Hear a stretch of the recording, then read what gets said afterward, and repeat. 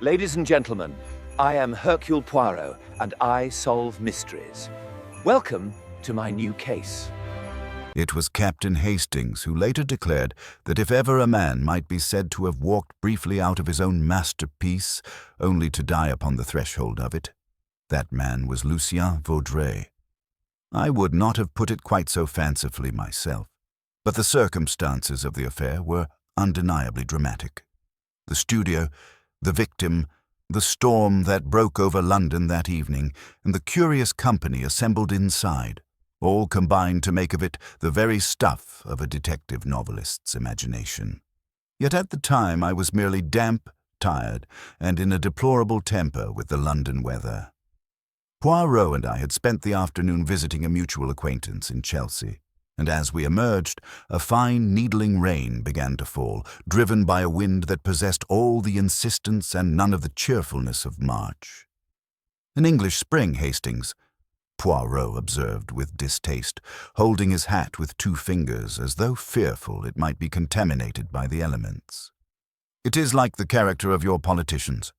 Grey, undecided, and with a chill that penetrates to the bones." "We shall get a cab," I said, turning up my collar. "Presently, mon ami. First, there is the little diversion to which you have committed us." I had, in a moment of weakness and under the persuasive enthusiasm of a charming woman, agreed that we should attend a private view at the studio of Lucien Vaudray, the rising star of the London art world. Vaudray was the son of a French father and English mother, and his work, I had been assured, combined Gallic daring with a sensitivity that made him the darling of a certain fashionable set. "I promised Miss Charlotte Eden we would come," I reminded him. "She was most insistent. Her brother has invested heavily in Vaudray's career." "Eh bien," Poirot sighed. "We will go to this temple of the modern art. We will admire, we will exclaim, we will say that the thing which looks like a badly made omelette is in reality a revelation of the soul. And then, Hastings, we will go home to a tisane and order." Vaudray's studio lay in a cul-de-sac off the King's Road, one of those curious byways where old brick workshops with wide windows had been converted into studios for the more prosperous of the artistic fraternity. As we turned into it, the rain intensified, and the wind drove us towards a pool of warm yellow light spilling from a large, frosted glass door. Inside, all was brightness and heat and animated conversation.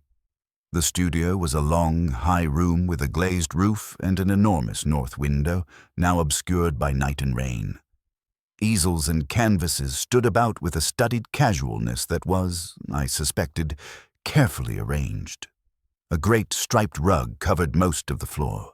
There were flowers everywhere, their scent mingling with cigarette smoke and the faint tang of oil and turpentine. Small clusters of people stood talking in voices that carried the particular tone of those discussing art. Reverent, yet slightly uncertain. "Captain Hastings." A slim figure in green silk detached herself from a group near the fireplace and came towards us with outstretched hands. Charlotte Eden was one of those fair English girls to whom fashion gives an air of fragility which is belied by the determination in their eyes. "I thought you'd given us up," she cried. "Mr. Vaudray was quite in despair." "On the contrary, mademoiselle," Poirot said, bowing over her hand with old-fashioned grace. "It is we who would despair to be excluded from such a gathering. The color, the light, mais c'est ravissant." She glanced at him with quick interest. "You must be Monsieur Hercule Poirot. My brother told me it would take a world war or a world scandal to drag you out beyond a 2-mile radius of your rooms." "The war, it has already been attempted," Poirot returned with a slight smile. "We will hope that tonight it is not the scandal that completes the program, n'est-ce pas?" It was an odd remark, but at the time I attributed it to Poirot's fondness for dramatic speeches. Charlotte laughed. "If scandal does not begin in an artist's studio, I hardly know where it should. Come, let me show you everyone." She steered us through the room with the deftness of a practiced hostess. Near the fireplace, talking earnestly with a thick-set man of about 50, stood a tall, angular woman dressed in severe black silk and a quantity of jet. Her iron-grey hair was drawn back uncompromisingly from a narrow face. "That is Mrs. Agatha Marsh," said Charlotte in an undertone. "She is Vaudray's patroness, you know. At least, she likes to think she discovered him. The gentleman with her is Sir Edward Harbury, the critic. He writes for the Observer and makes, or breaks, reputations." "And which does he intend for Monsieur Vaudray?" Poirot inquired. Charlotte hesitated. "He has been cautious in print, but he is here, and that signifies something. Over there, oh, this will amuse you, Captain Hastings, is Mr. Cyril Marsh, Mrs. Marsh's son. He thinks every picture should be divided equally among the shareholders and hung in a bank." A thin young man with a pale, discontented face and pince-nez stood by the drinks table, looking as though the very idea of enjoyment were a personal affront. "And beside him," Charlotte continued smoothly, "is Miss Iris Kent, the model. She appears in several of the new pictures." Iris Kent was a dark, vivid girl with heavy-lidded eyes and a scarlet mouth. She was laughing now, her hand on the arm of a young man I recognized from a recent newspaper photograph. "Rupert Eden, my brother," said Charlotte. "He manages Vaudray's exhibitions, or believes he does. And that gentleman by the window, glowering into his drink, is Mr. Alfred Rowe. He was Vaudray's patron before Mrs. Marsh. He and Lucien quarrel periodically about money and the direction of the work, whatever that may signify." She spoke lightly, but I detected a faint anxiety in her tone. "And Monsieur Vaudray himself?" Poirot asked. "In his sanctum," Charlotte said, indicating a smaller door at the far end of the studio. "He always disappears just before a show, to smoke and adjust his genius. He'll emerge presently to make a little speech. Meanwhile, you must look at the pictures. It is what we are all here to pretend to do." I left Poirot studying a large canvas with an expression of fascinated horror and strolled along the walls. Vaudray's work was vigorous, disturbing, and, to my untrained eye, often incomprehensible. There were twisted urban scenes, faces half in light and half in shadow, and one remarkable study of a woman's hands, long, delicate hands with an oddly menacing quality. Interesting, is it not, Hastings? Poirot had joined me, his head tilted to one side. There is something cruel there. The fingers, they cling too much. They grasp when they should caress. Our Monsieur Vaudray, he has observed very closely the feminine character in at least one instance. I should have asked what he meant, but at that moment Charlotte clapped her hands for attention. "Everyone, if you would come a little closer, Lucien will say a few words before we drink to the success of the exhibition." People moved gradually towards the center of the room. The noise subsided to a polite murmur. The smaller door at the far end remained closed. "Lucien," Charlotte called. "Lucien, we are ready." There was no answer. A faint draught stirred the papers on a nearby table, and somewhere a floorboard creaked under shifting weight. A little frown creased Charlotte's forehead. "He's being theatrical," she murmured. "Rupert, do go and drag him out." Her brother grumbled under his breath but crossed the studio and rapped on the smaller door. "Lucien, don't be an ass. You're on." Silence. Then Rupert's hand went to the knob. "It's locked," he said sharply. "He must have—" "Permettez." Poirot moved forward with that curious, neat rapidity of his. "Before you break it down, Monsieur Eden, let us be certain. Mademoiselle, is there another way in?"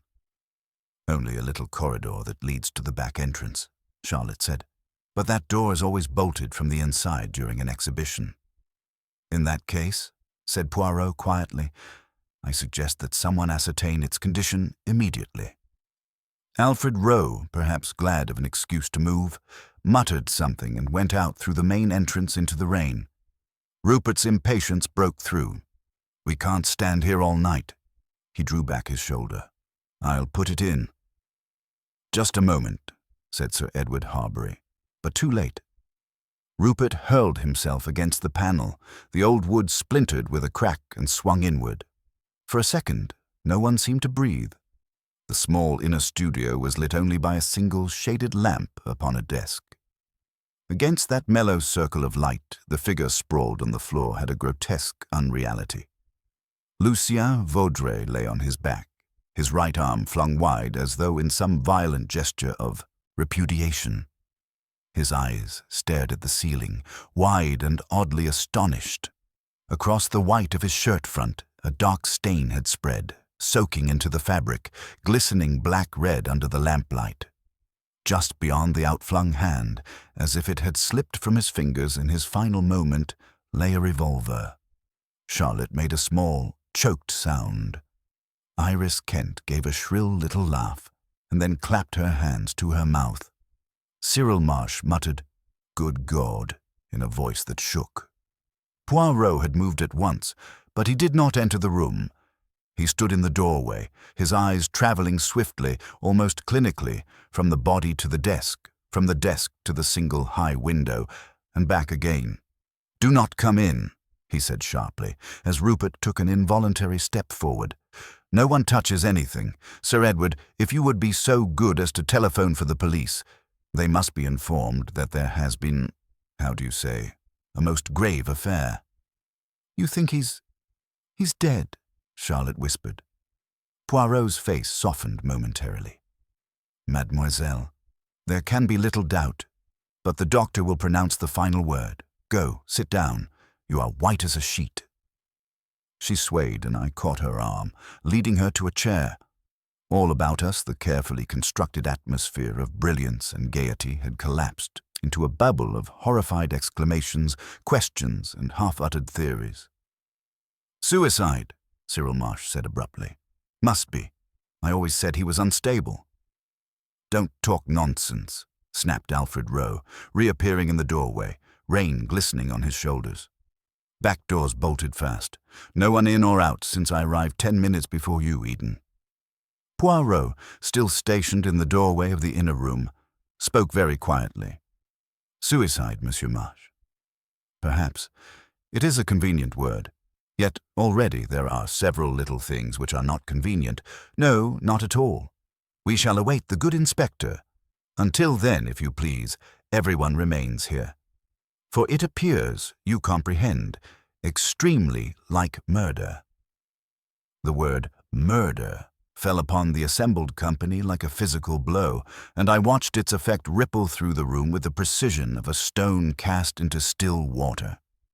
Mrs. Agatha Marsh drew herself to her full, imposing height, her jet ornaments clicking softly with indignation. Cyril Marsh removed his pince-nez with mechanical precision, polishing them as though the very act might clear away this unpleasant reality. Sir Edward Harbury, who had been moving toward the telephone, paused with his hands suspended in mid-air. "Murder?" Iris Kent's voice rose to a pitch that made several people wince. "But that's impossible. The door was locked. We were all here together." "Precisely, mademoiselle," Poirot replied with gentle emphasis. "We were all here together. That is what makes the situation so very illuminating." "Now see here, Poirot," Rupert Eden protested, his face flushed with a mixture of shock and anger. Lucien was obviously distressed. The pressure of the exhibition, his artistic temperament. His artistic temperament? Alfred Rowe's laugh was harsh and bitter. The boy was making more money than he knew what to do with, thanks to certain people's generous patronage. His glance flicked meaningfully toward Mrs. Marsh, who stiffened visibly. "Mr. Rowe," she said with icy precision, "your personal grievances are hardly appropriate at such a moment." "Personal grievances?" Rowe's voice carried years of accumulated resentment. "I introduced Lucien to half the collectors in London. I gave him his first real commission. And how was I repaid? By being discarded the moment someone with deeper pockets appeared." Sir Edward, having recovered his composure, moved decisively toward the telephone. "Whatever our various associations with the deceased, they can hardly be relevant to this tragedy. I shall summon the police immediately." "Can they not be relevant?" Poirot's quiet voice brought all attention back to him. "But I think, Sir Edward, that you are mistaken. In affairs of this nature, it is precisely the personal grievances that matter most. The little jealousies, the wounded pride, the secrets that people prefer to keep hidden. These are the springs from which such tragedies flow. He had positioned himself with characteristic precision, able to observe every face while maintaining his vigil over the inner studio. His grey eyes moved methodically from person to person, cataloguing expressions, noting the subtle betrayals of emotion that each believed themselves to be concealing. The sound of approaching sirens, growing steadily louder through the drumming rain, brought a certain grim relief to the tension. Within minutes, the cheerful cul-de-sac was transformed by the pulsing blue lights of police vehicles, their harsh illumination casting shifting shadows through the studio's high windows. A familiar, portly figure emerged from the downpour, shaking water from his bowler hat, with the resigned air of a man accustomed to being summoned to unpleasant scenes. "Well, well, Poirot," Inspector Japp declared, his sharp eyes taking in the pale faces and general atmosphere of shock. "I might have known. Can't have a decent murder, or suicide, within 3 miles of you without your turning up like a bad penny." "My dear Japp," Poirot replied with wounded dignity, "I assure you, my presence is entirely coincidental. As for Monsieur Vaudray, my initial observations suggest that his demise was not entirely by his own hand.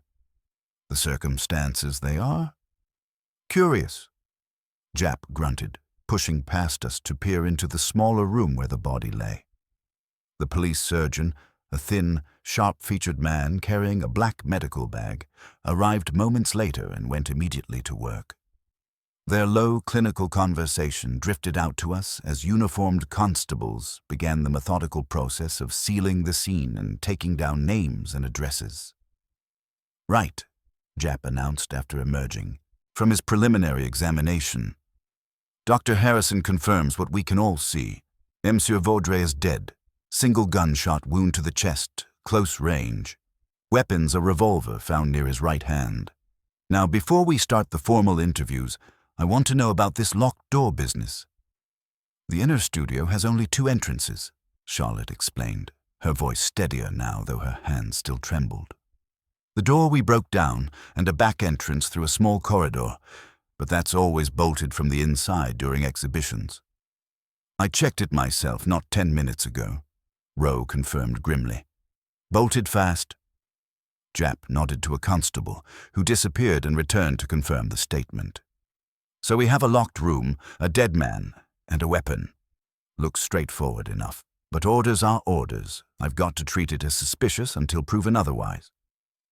Meanwhile, Poirot had begun his own subtle investigation, drifting through the room with an almost imperceptible grace. He adjusted a slightly askew picture frame, smoothed a rumpled cushion, examined a glass on the drinks table. Small, precise movements that imposed order on chaos, while his little grey cells assembled patterns and discarded irrelevancies. "Hastings," he murmured, not looking at me directly. "Observe the reactions. Who is truly shocked? Who is merely performing the expected emotions?"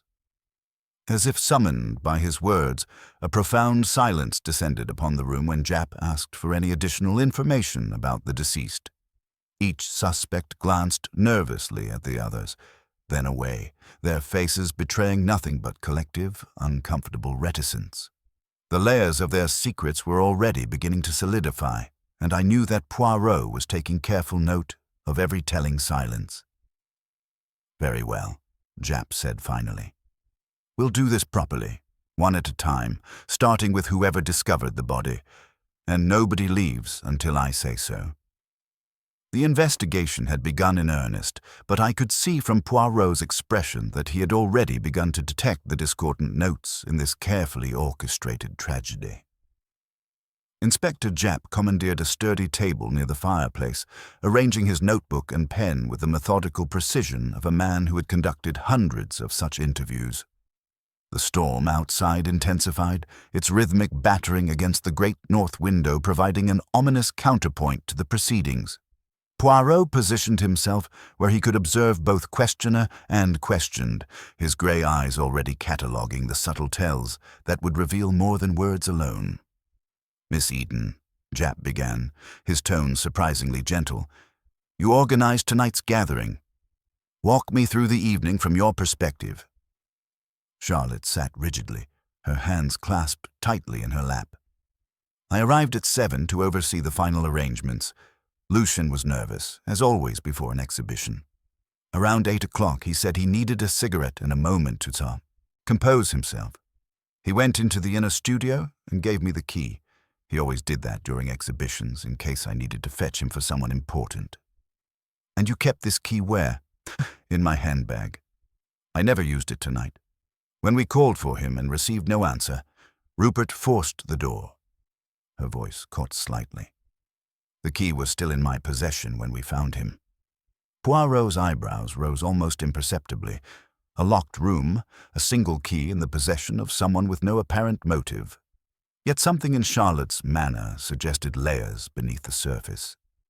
Mrs. Agatha Marsh followed, her severe black silk rustling with authority, as she seated herself with military precision. Her testimony carried the weight of someone accustomed to being believed without question. "I've been Lucien's principal patron for 2 years, she stated.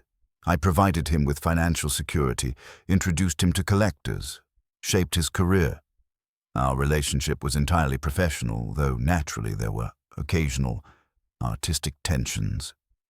"What sort of tensions, Mrs. Marsh?" A slight tightening around her eyes. "Lucien could be willful. He sometimes painted subjects I felt were inappropriate for exhibition. There was a particular portrait."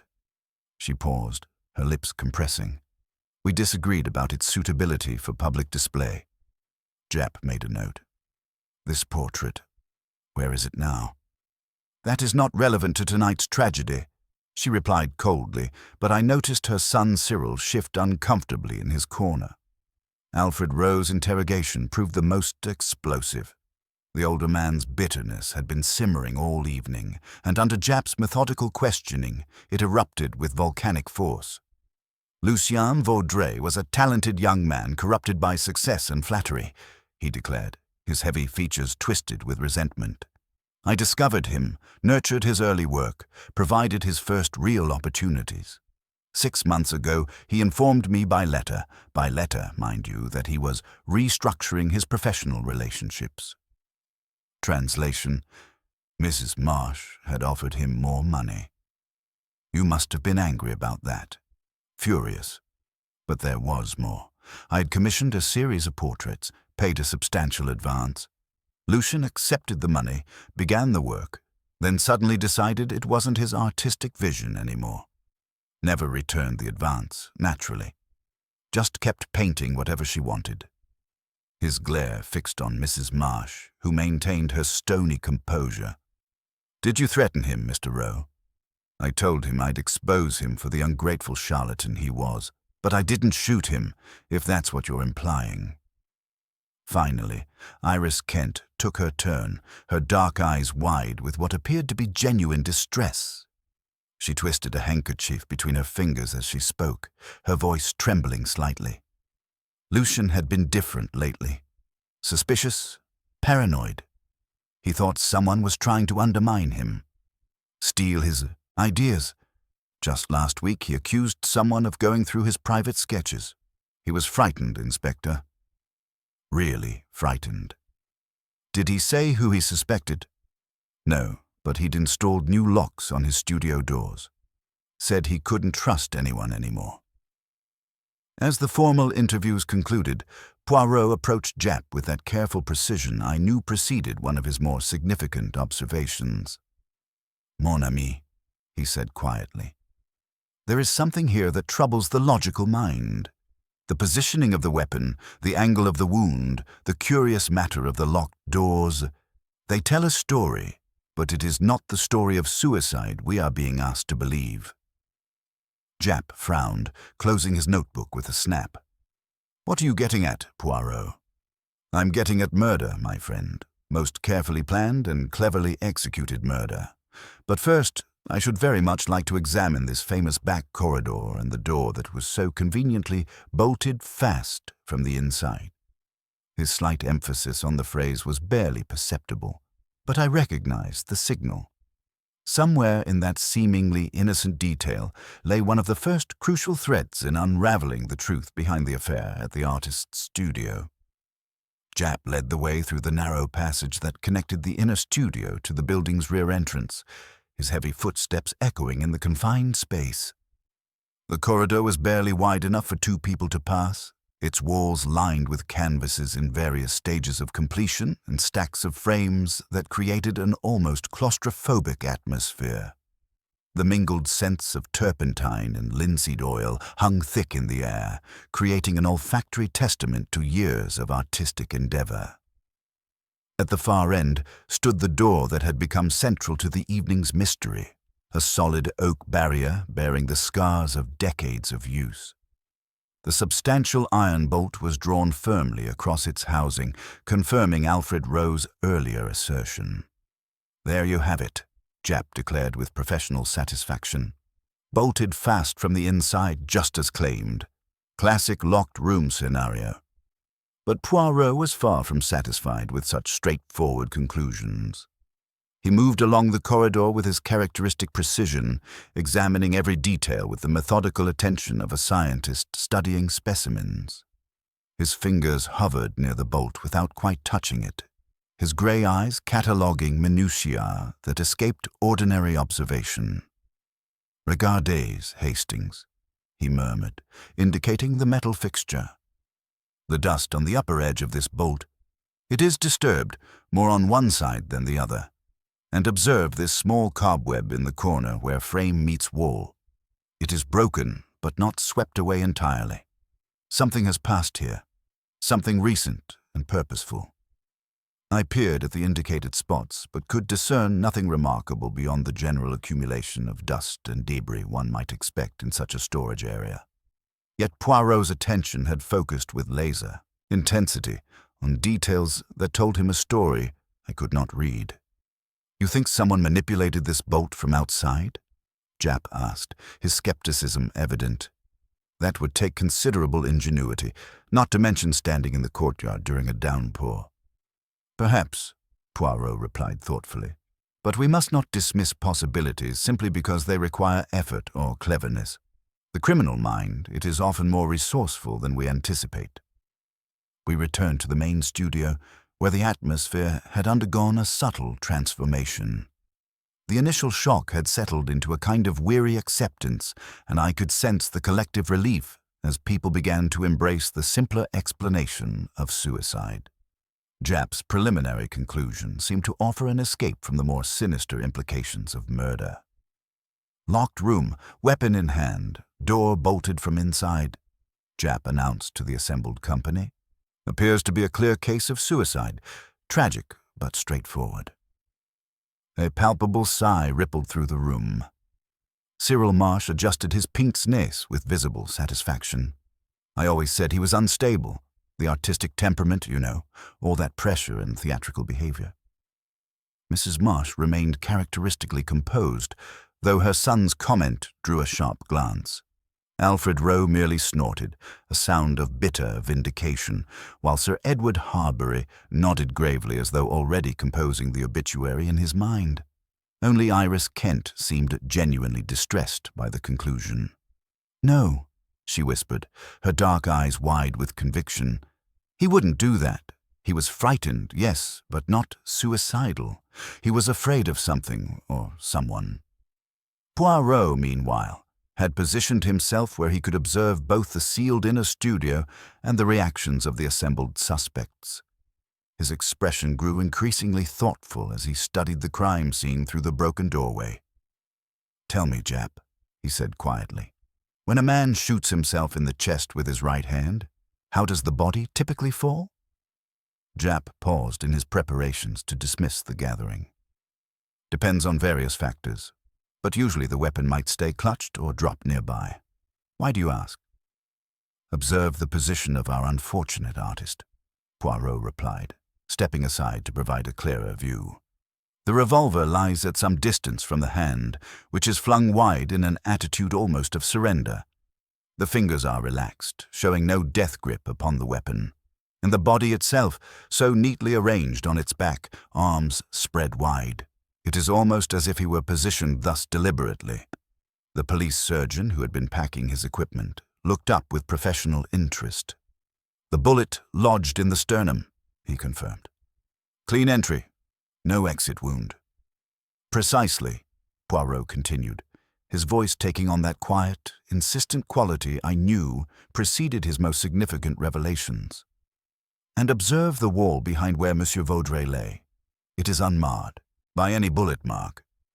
In this confined space, if he had shot himself, the force would have projected him backward slightly.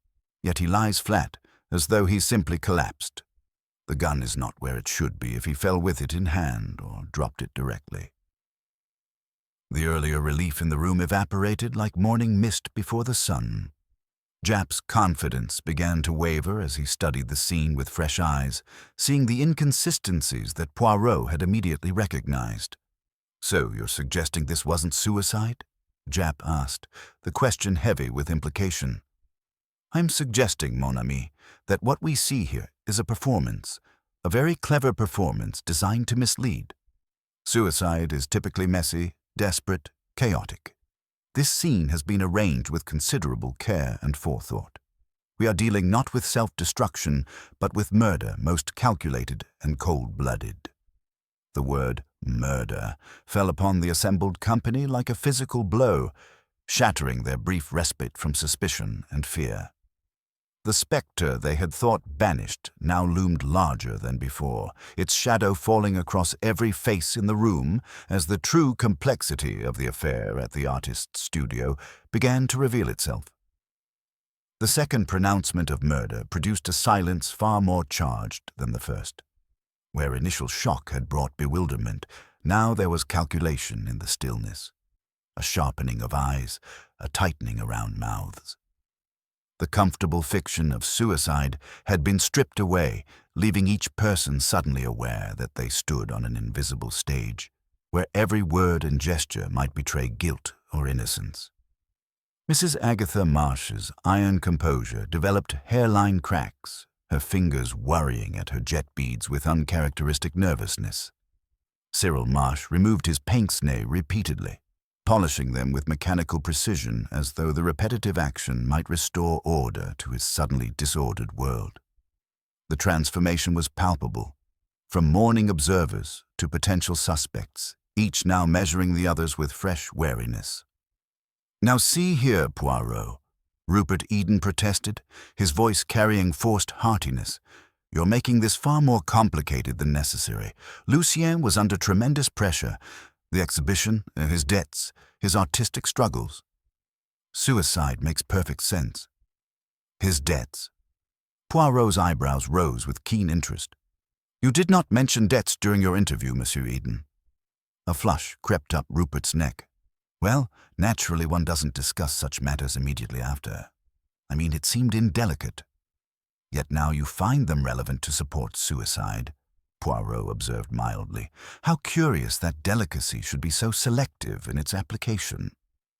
While this exchange unfolded, Poirot had begun his methodical examination of the main studio, moving with that characteristic precision that imposed order on chaos.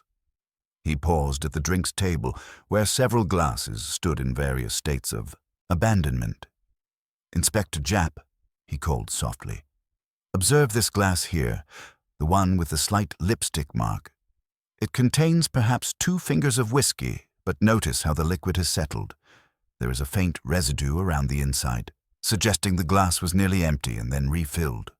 Most curious for a gathering where the host disappeared early." Iris Kent's face paled, her dark eyes fixed on the tumbler with unmistakable recognition. "That's Lucien's glass," she whispered. "He always used that particular one. Said it was his lucky glass from his first successful exhibition. Just before he went into the studio, he drained it completely. Said he needed courage for what he had to do tonight." "And when did you last see him drinking from it, mademoiselle?" "Just before he retired." But I thought he meant courage for his speech, not— Her hand flew to her mouth. Perhaps he meant something quite different, Poirot finished gently. Tell me, did anyone else approach this table after Monsieur Vaudray retired? The question hung like an accusation.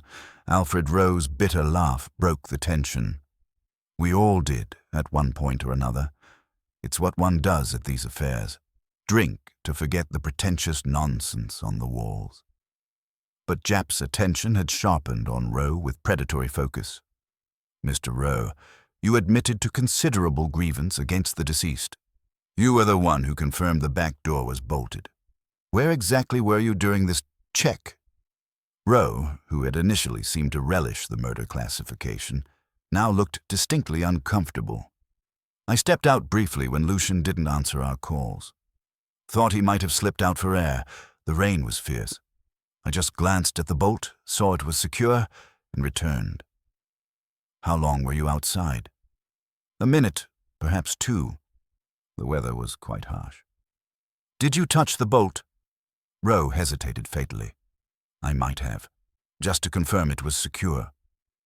Japp's eyes gleamed with triumph. Furthermore, Mr. Roe, we've examined the murder weapon. It's a .32 caliber revolver, and our records show you owned a similar firearm, licensed years ago for personal protection during your travels.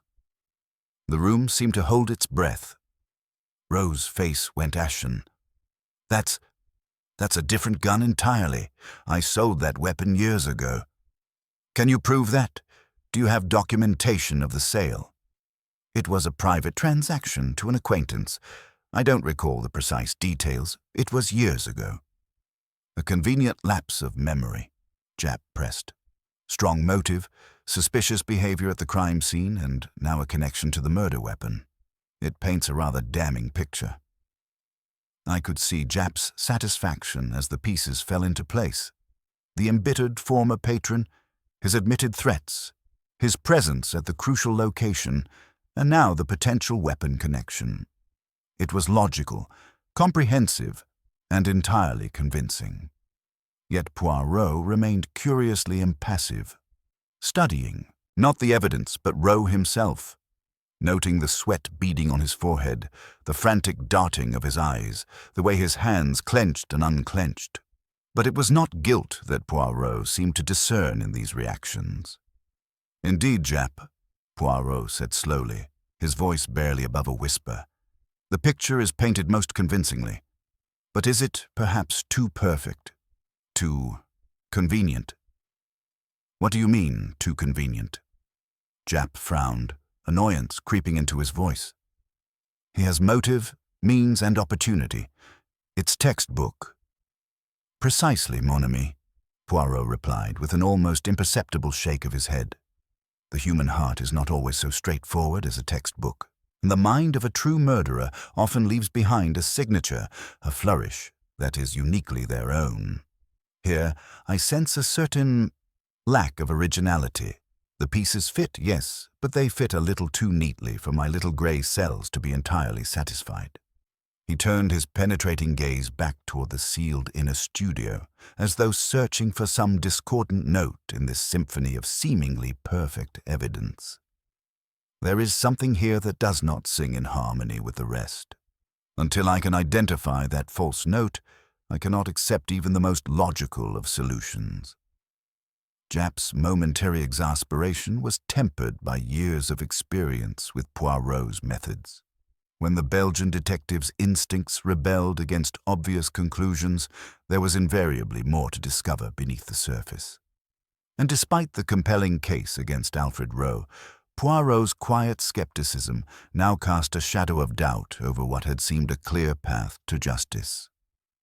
The storm outside intensified, its fury matching the tempest of suspicion and fear that raged within the studio walls, while somewhere in the carefully arranged evidence lay the key to a truth far more complex than simple revenge.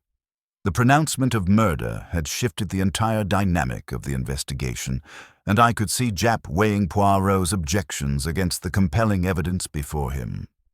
The inspector's satisfaction at having found a clear suspect warred with his hard-earned respect for the Belgian detective's uncanny instincts. "All right, Poirot," Japp said finally, his tone carrying grudging deference. "What exactly troubles you about Rowe as our man?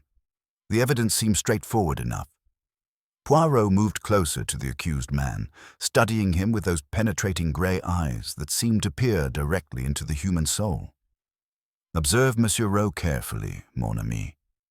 Here is a man consumed by bitterness, yes, but note the nature of his anger. When he speaks of his grievances, his voice carries genuine passion, the hot, immediate fury of wounded pride. But murder, true premeditated murder, requires something quite different. It demands cold calculation, meticulous planning, the ability to suppress emotion in service of a larger design." Alfred Rowe straightened under Poirot's scrutiny, his face flushing with desperate indignation. "Exactly.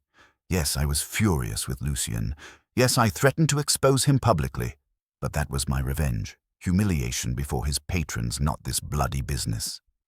"Yet you cannot account for the weapon," Japp pressed, unwilling to abandon his theory entirely. "Because I told you the truth. I sold that revolver years ago in a private transaction. I never imagined I'd need documentation for something so trivial." Rowe's voice cracked slightly. "I came here tonight hoping to confront him, to make him admit what he'd done to me. That was my plan, not murder."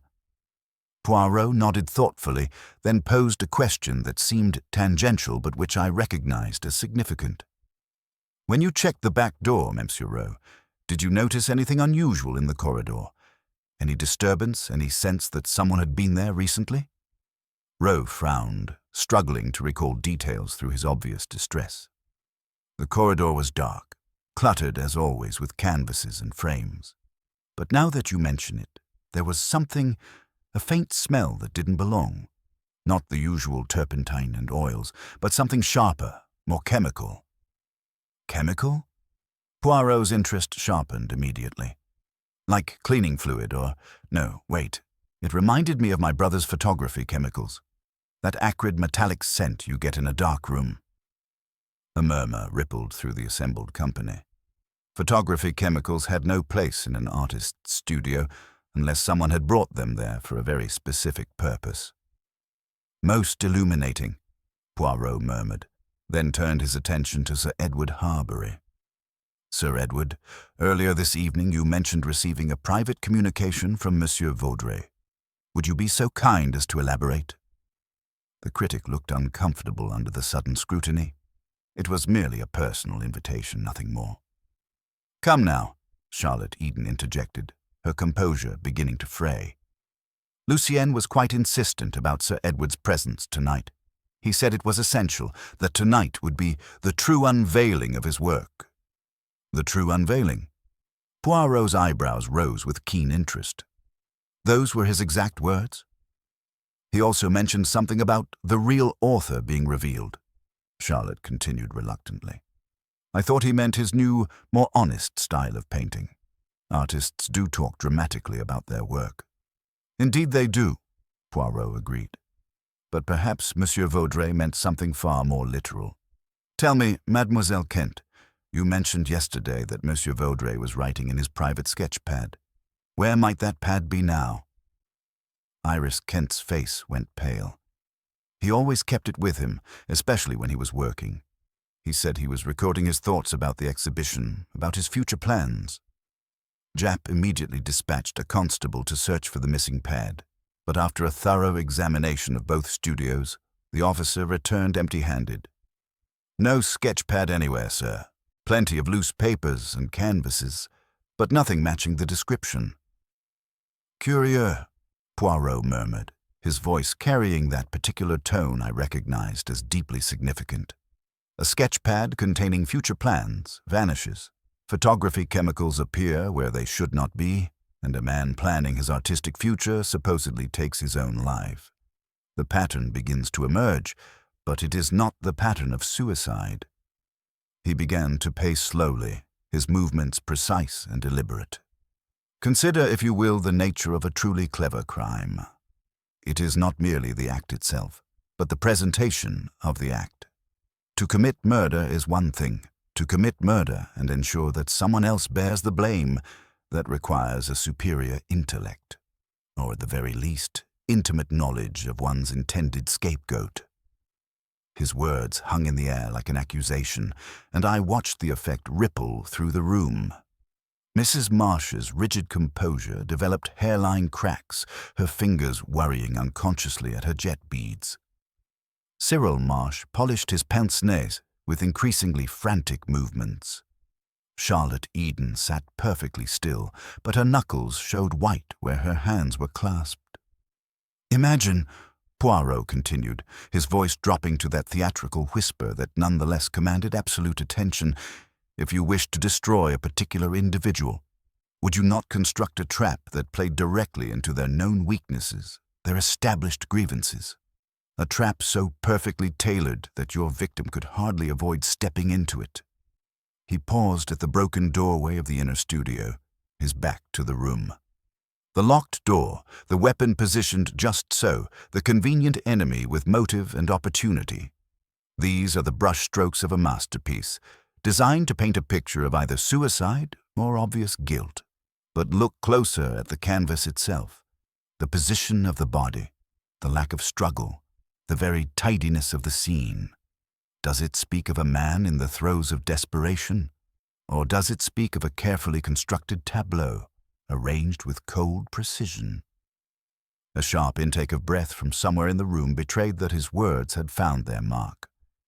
"The timing, too, is significant," Poirot observed, turning back to face his audience. Monsieur Vaudray retires to compose himself before addressing his patrons, his rivals, his friends, a closed circle of potential suspects.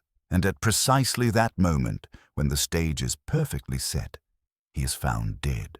A most dramatic finale to what was intended to be his greatest triumph. "Poirot," Japp said slowly, "are you suggesting this was planned specifically for tonight's gathering?"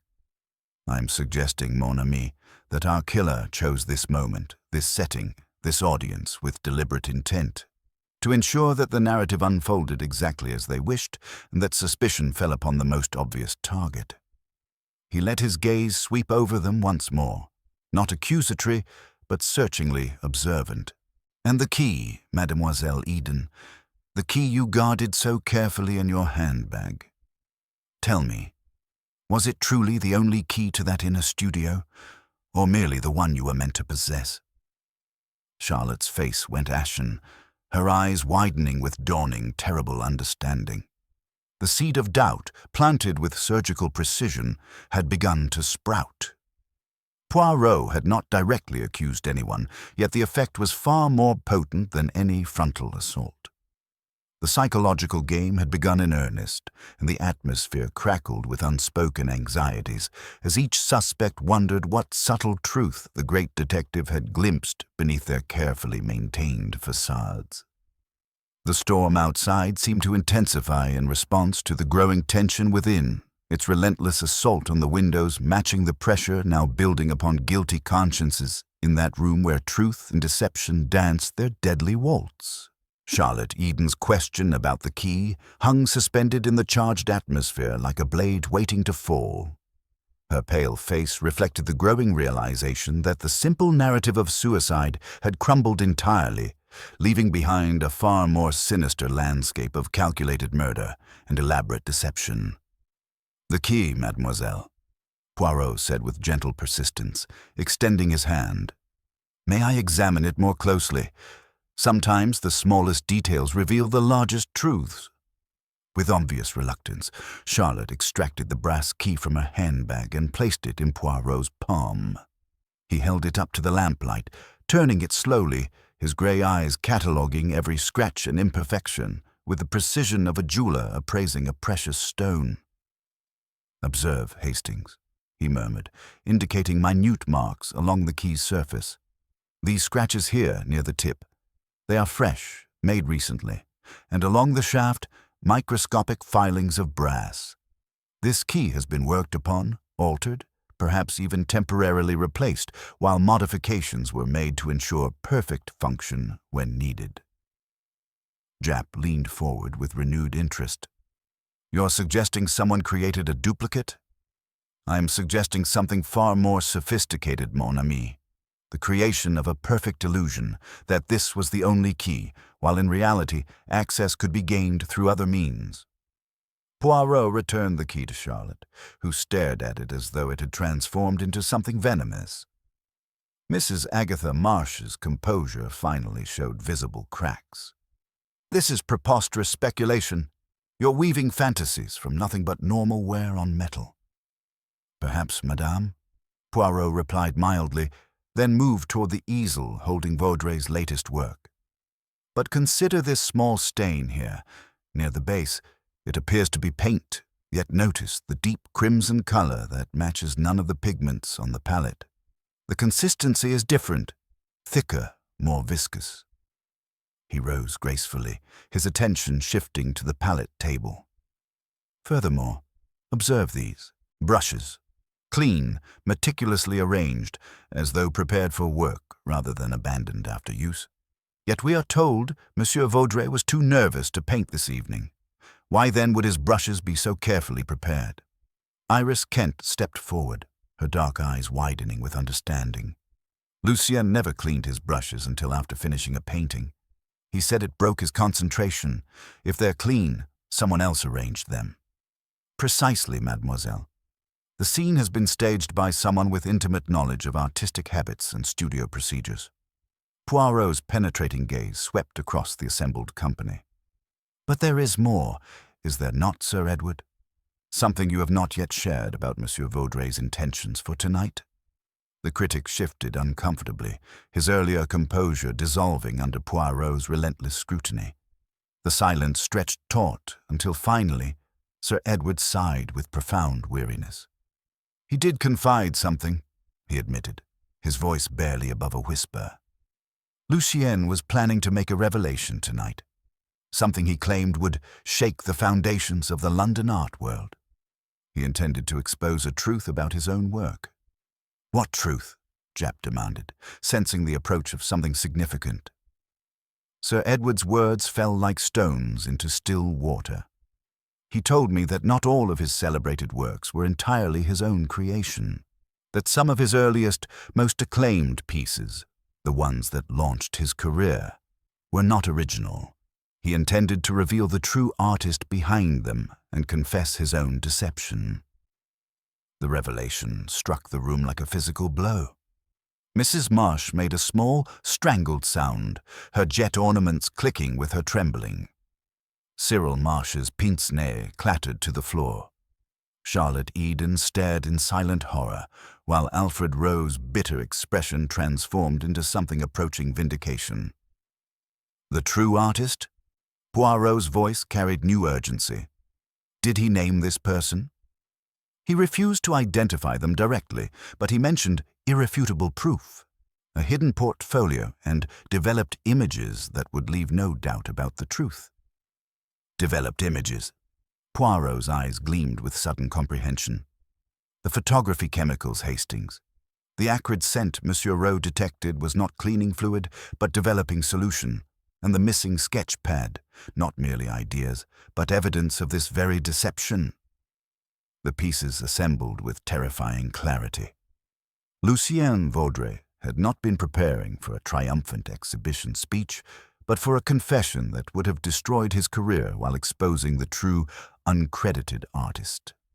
Someone, perhaps that very artist, or someone whose reputation was inextricably linked to Vaudray's success, had silenced him before the truth could emerge.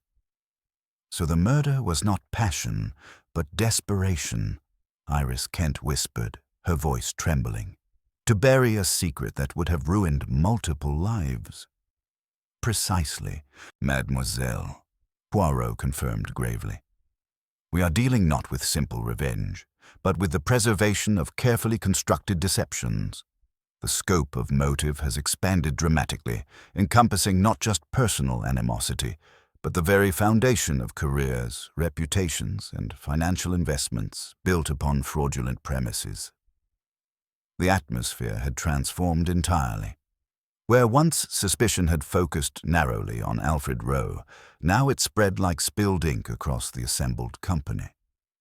Each person present had suddenly become a potential guardian of secrets worth killing to protect. The convenient narrative of obvious guilt had dissolved, leaving behind a far more complex and dangerous truth, that somewhere among them sat a killer whose carefully constructed world had been threatened by one man's belated attack of conscience. The storm outside seemed to intensify in response to the growing tension within, its relentless assault matching the pressure now building upon guilty consciences in that room where artistic genius and murderous deception danced their deadly waltz. The revelation of artistic fraud had sent ripples of anxiety through the assembled company, but Poirot seemed oddly energized by the expanding scope of deception. He moved with renewed purpose back toward the inner studio, his gray eyes cataloging details with the precision of a master craftsman examining another's work. "The photography chemicals, Hastings," he murmured, positioning himself just inside the broken doorway. "Monsieur Rowe detected their scent in the corridor. But observe, the odor is stronger here, in this sealed room. Why would such chemicals be present in an artist's private studio?" He gestured toward the heavy curtains that shrouded the high window, their thick fabric designed to block every trace of external light. "Notice how completely these drapes exclude illumination, and the window itself sealed with weather stripping far more comprehensive than necessary for mere draft prevention. This room, mon ami, could be rendered absolutely dark." Moving with characteristic precision, Poirot examined the small sink in the corner, running his gloved fingers along its edges. Water source, adequate ventilation when required, and perfect isolation from the main studio.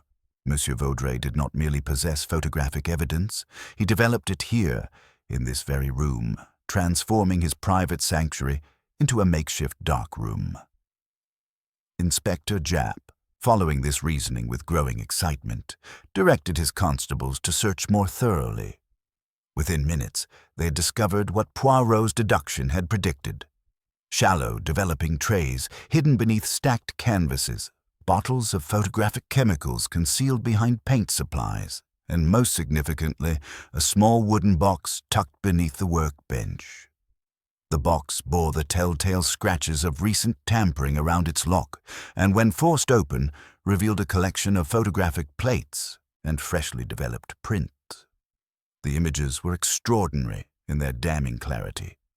Detailed shots of paintings in various stages of completion, close-ups of brushwork that revealed the subtle techniques of a master, and most compelling of all, photographs of hands at work. "Regardez," Poirot said softly, holding one photograph to the lamplight. "These are not the hands of Monsieur Vaudray, which we have all observed during his social appearances. These hands are smaller, more delicate, yet they wield the brush with unmistakable authority. And notice this distinctive feature, an antique ring with an unusual twisted band." The effect of this revelation was immediate and devastating.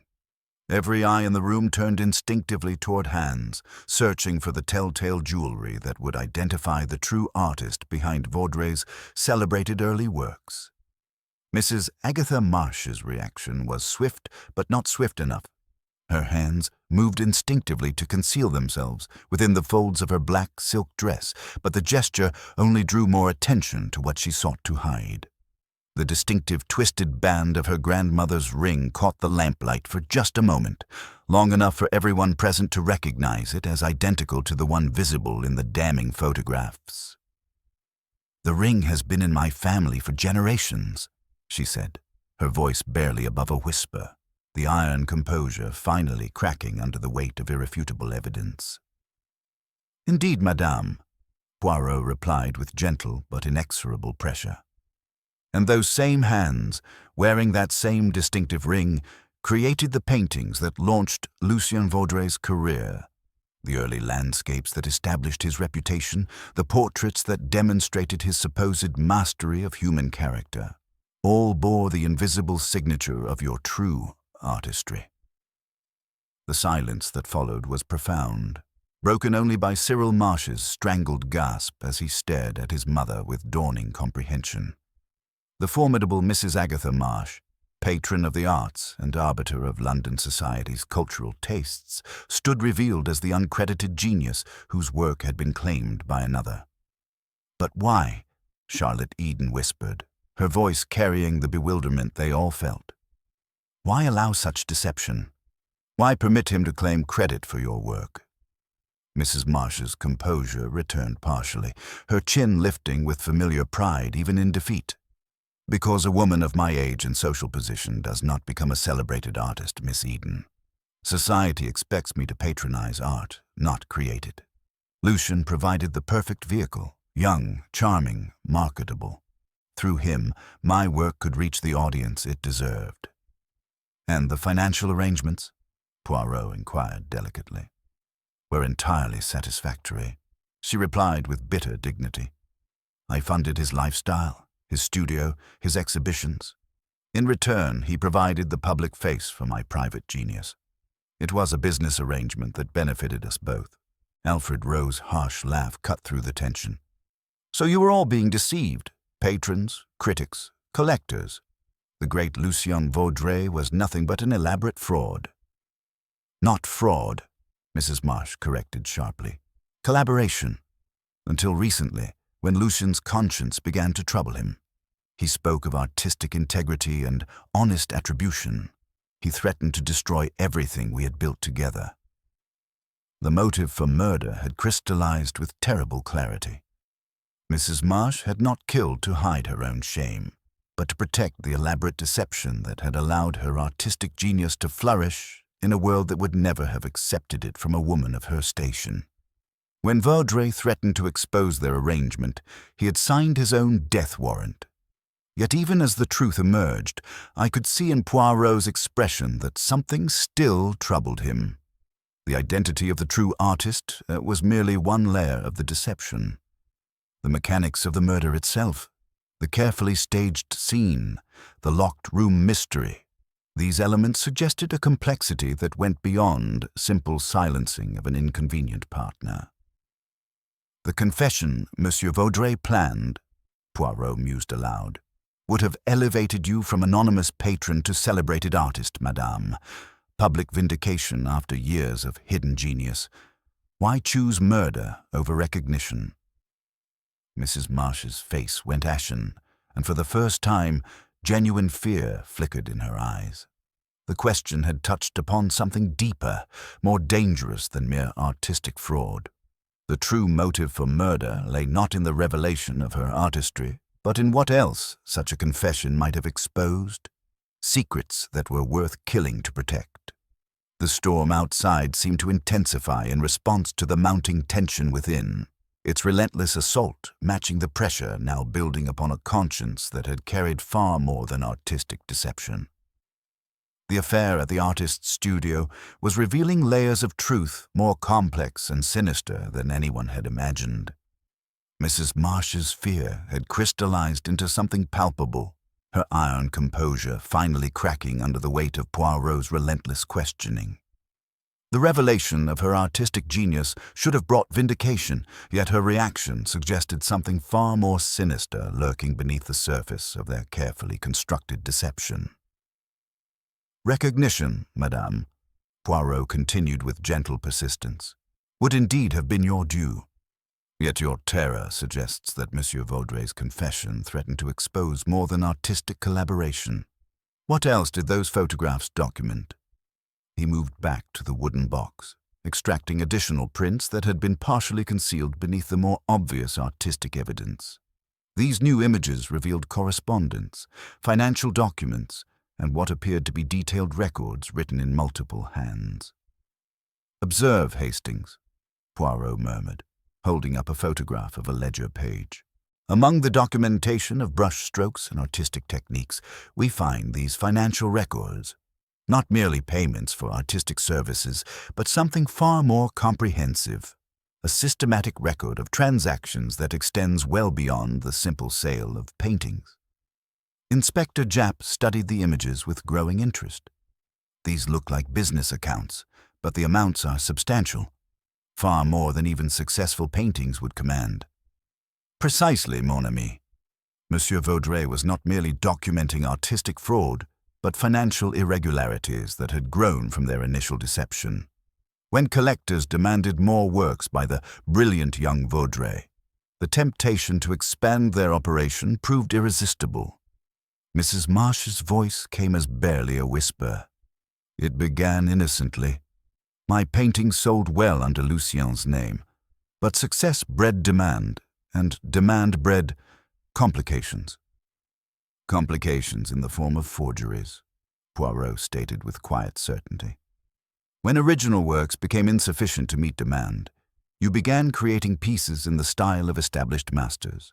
Your technical skill, combined with Lucien's marketability, proved extraordinarily lucrative. The assembled company stared in stunned silence as the true scope of their operation revealed itself.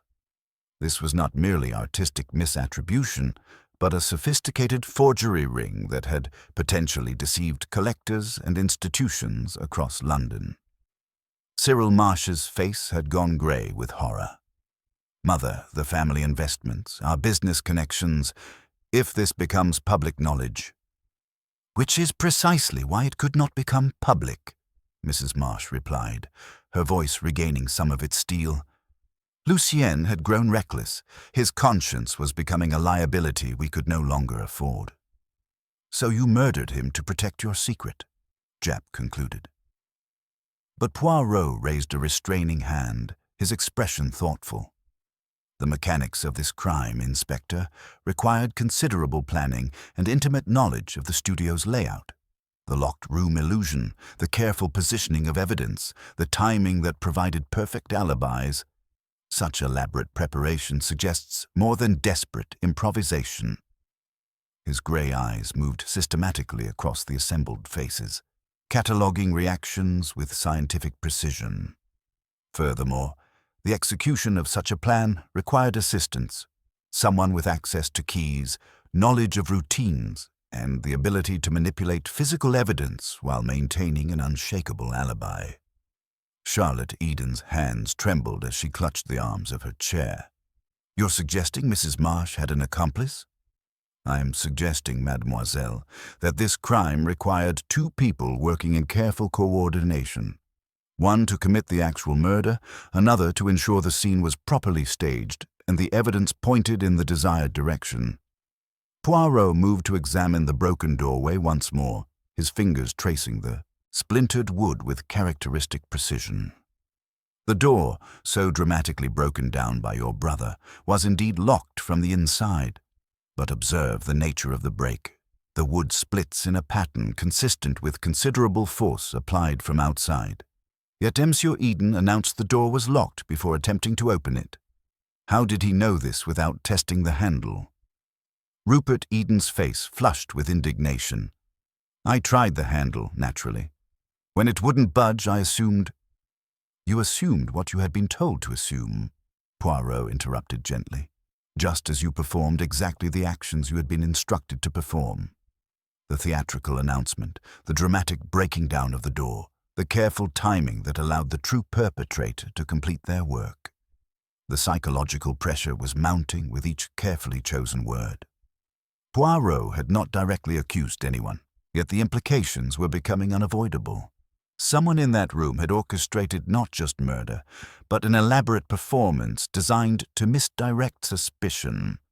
The true killer, Poirot continued, his voice dropping to that theatrical whisper that nonetheless commanded absolute attention, understood that the locked room mystery would focus attention on the physical impossibility of the crime, while the staged suicide would provide a convenient alternative explanation. But they underestimated the psychological inconsistencies that would betray their careful planning. He turned to face the assembled company, his penetrating gaze moving from face to face. Tomorrow, I shall gather you all together for the final revelation. Tonight, there are still small details to verify, loose threads to tie together. But rest assured, the truth will emerge as inevitably as dawn follows darkness. The storm outside had begun to subside, but the tempest within the studio was far from over. Poirot had laid the groundwork for his final confrontation, establishing the complex web of deception while building the psychological pressure that would ultimately force the truth from guilty consciences. The stage was set for the climactic gathering where all would be revealed in the classic Christie tradition. As the evening wound toward its conclusion, each suspect was left to contemplate their role in the deadly performance that had unfolded in the artist's studio, knowing that tomorrow would bring the reckoning that Hercule Poirot's little grey cells had so methodically prepared. The psychological pressure Poirot had so carefully constructed throughout the evening was approaching its inevitable crescendo. The assembled company sat in tense silence, each face reflecting the growing awareness that the comfortable explanations of suicide or obvious guilt had been systematically dismantled, leaving behind a far more complex and sinister truth. The mechanics of this crime, Poirot continued, his voice carrying that particular authority that made contradiction impossible, required not just opportunity and motive, but intimate knowledge of both the studio's physical layout and the psychological weaknesses of those who would become unwitting accomplices. He moved with characteristic precision toward the narrow corridor leading to the back entrance, his grey eyes cataloguing every detail as he reconstructed the sequence of events. The bolt on this door, as I observed yesterday, showed signs of manipulation, but not manipulation from outside attempting to gain entry. Manipulation from within, by someone preparing their escape route while creating the illusion of security. Inspector Japp leaned forward with renewed interest. "You're saying the killer was already inside when we arrived?" "Non, mon ami. I'm saying something far more sophisticated. The killer entered through conventional means. The front door, as one of the invited guests, but they had prepared, weeks in advance, a method of exit that would leave the back door apparently bolted from within." Poirot demonstrated with precise movements, indicating how a thin wire could be threaded through a small gap in the door frame, attached to the bolt mechanism, and used to secure the door from outside after departure. A simple device requiring only basic preparation and intimate knowledge of the studio's construction. But more importantly, it required someone who could move freely between the main studio and the back corridor without arousing suspicion. Someone whose presence in any part of the building would be considered natural and unremarkable. His penetrating gaze fixed upon Rupert Eden, whose earlier defiance had gradually transformed into something approaching panic. "You were intimately familiar with every aspect of the studio, were you not, Monsieur Eden? As Vaudray's business manager, you had keys, you knew his routines. You understood the physical layout better than anyone except the artist himself." "That proves nothing," Rupert protested, but his voice lacked conviction. Half the people here had access to the studio at various times. "Ah, but they did not have what you possessed. Advanced knowledge of Monsieur Vaudray's intentions for tonight. He confided in you, did he not? Told you of his plan to confess the artistic fraud, to reveal the forgery operation that had made you both wealthy men. You knew that such a revelation would not merely end your business partnership, but would likely result in criminal charges for fraud, conspiracy, and theft." Poirot began to pace slowly, his movements precise and deliberate. "Consider the sequence of events from your perspective, Monsieur Eden. Vaudray retires to his private studio, ostensibly to prepare for his speech. You follow him, perhaps at his invitation, for what you hope will be a final opportunity to dissuade him from his dangerous course. When persuasion fails, when he remains adamant about his confession, you act with desperate finality." The silence in the room was profound, broken only by Charlotte Eden's sharp intake of breath as she stared at her brother with dawning horror. The murder itself was straightforward, a single shot at close range, but the staging that followed revealed your true cleverness. You arranged the body to suggest suicide, positioned the weapon at precisely the right distance, then prepared your escape. Using your prepared wire mechanism, you secured the back door from outside, creating the locked room illusion. Then, with perfect timing, you returned to the main studio through the front entrance. Poirot paused before Rupert, his grey eyes boring into the younger man's soul. "Your performance afterward was masterful. The concerned friend, the dramatic breaking down of the door, the shocked discovery of the body. You even had the presence of mind to declare the door locked before attempting to open it, ensuring that everyone would focus on the impossibility of entry rather than questioning the possibility of exit. But you made one crucial error, Monsieur Eden. In your haste to create the suicide tableau, you cleaned and arranged Vaudray's brushes, something he would never have done himself before completing his work. That small detail, more than any physical evidence, betrayed the presence of a second party in that sealed room." The weight of Poirot's logic had become unbearable. Rupert Eden's carefully maintained composure finally cracked entirely, his face contorting with a mixture of terror and desperate defiance. "You don't understand," he whispered hoarsely. "Lucien was going to destroy everything we'd built, not just the business, but Charlotte's reputation, our family's standing. He was obsessed with some misguided notion of artistic integrity, ready to sacrifice everyone who had believed in him." The confession, when it came, carried the weight of inevitable truth. The psychological pressure that Poirot had so methodically constructed had achieved its purpose, revealing not just the mechanics of murder, but the twisted logic that had transformed business partnership into deadly betrayal. As Inspector Japp moved forward with the handcuffs, Poirot's expression remained grave, tinged with that melancholy that always accompanied his greatest triumphs. Justice had been served, but at the cost of revealing the darkest aspects of human nature that lurked beneath the civilized veneer of London's artistic society. The weight of Rupert Eden's confession settled over the studio like a shroud, transforming the elegant gathering into a tableau of shattered illusions. As Inspector Japp secured the handcuffs around the young man's wrists, Charlotte Eden remained frozen in her chair, her face a mask of disbelief as she stared at the brother she thought she knew. "The irony," Poirot observed quietly, his grey eyes reflecting profound sadness, "is that Monsieur Vaudray's planned confession would have brought justice without bloodshed. His genuine remorse might have earned leniency from both law and society. Instead, fear transformed what could have been redemption into tragedy." Mrs. Agatha Marsh, her own role in the deception now fully revealed, maintained her rigid dignity even in defeat. "Lucien was weak," she said with bitter finality. "He lacked the strength to carry the burden of our success." "On the contrary, madame," Poirot replied with gentle reproach. "He found the strength to seek truth, which is perhaps the greatest courage of all.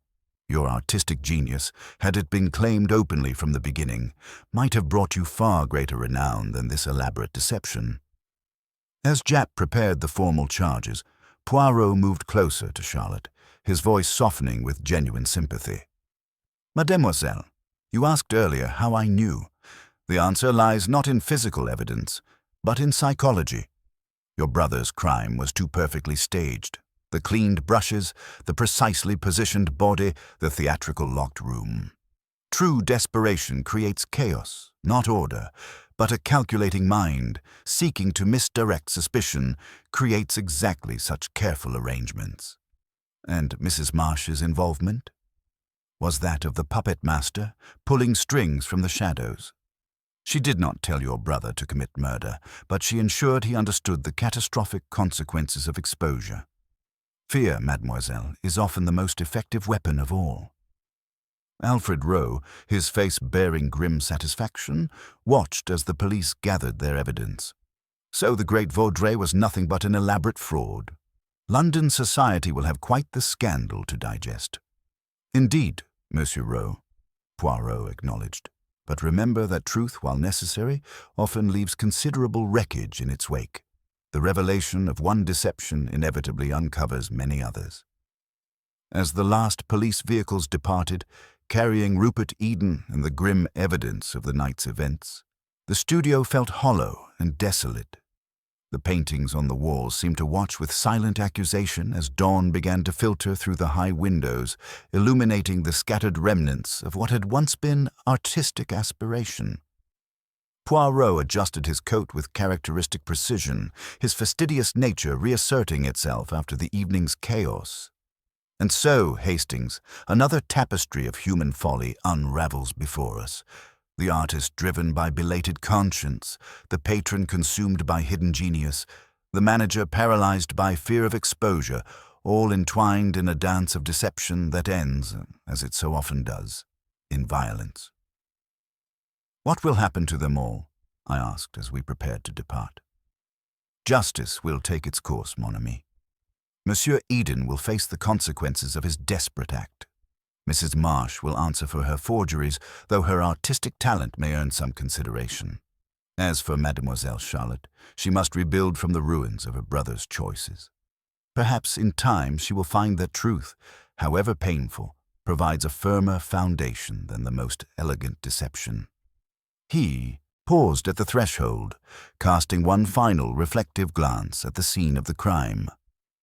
"The human heart, Hastings, desires so much. Success, wealth, reputation, but when these things are built upon foundations of sand, the smallest tremor can bring the entire edifice crashing down. Monsieur Vaudray's conscience was that tremor, and see what destruction followed."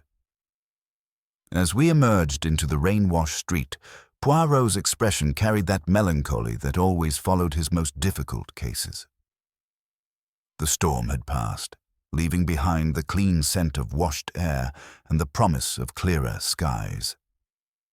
"It is always thus at the end," he murmured, his voice barely audible above the sound of our footsteps on wet pavement.